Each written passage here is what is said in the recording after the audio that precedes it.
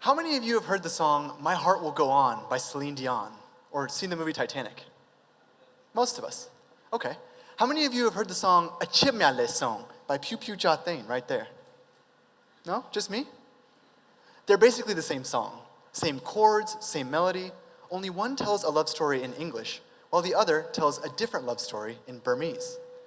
Songs like that have become incredibly popular in Burma, or Myanmar, over the past 30 years because of the rules, or rather the lack of rules, that govern the Myanmar music industry.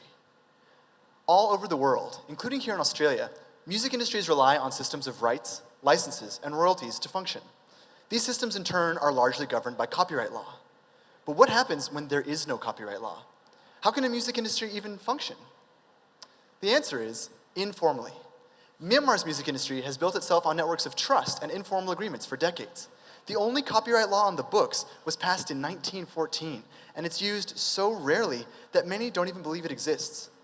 However, earlier this year, in May, the government of Myanmar passed a series of new intellectual property laws, including, among other things, a westernized system of copyright.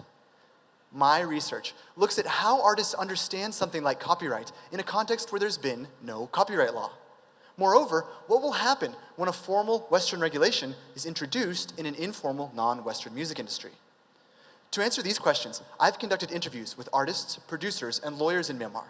What I've found is that many artists see copyright as a way to protect their original works, to make money from their music, and to prevent or punish piracy.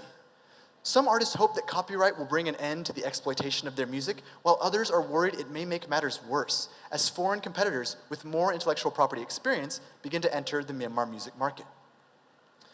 Copyright issues affect artists at all levels, all throughout the world. For example, you may have heard recently about Taylor Swift's outrage when the back catalog of her albums were sold to another label. And it's not just the superstars either.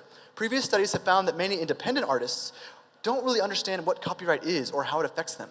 But these studies were conducted in Western formal music industries. My study is an attempt to decolonize our understanding of copyright and to more importantly bring the voices of Myanmar singers, songwriters, and producers back into the critical conversation about rights that will affect them, their music, and their livelihoods.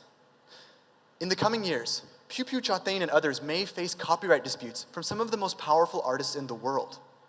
Maybe those powerful artists will decide there was no harm done, and Myanmar artists were simply making the best out of a bad situation. And who knows? Maybe someday QUT and Celine Dion will perform their music on stage together. I know I'd go to that show. Would you? Thank you very much, and Jesu Timbare.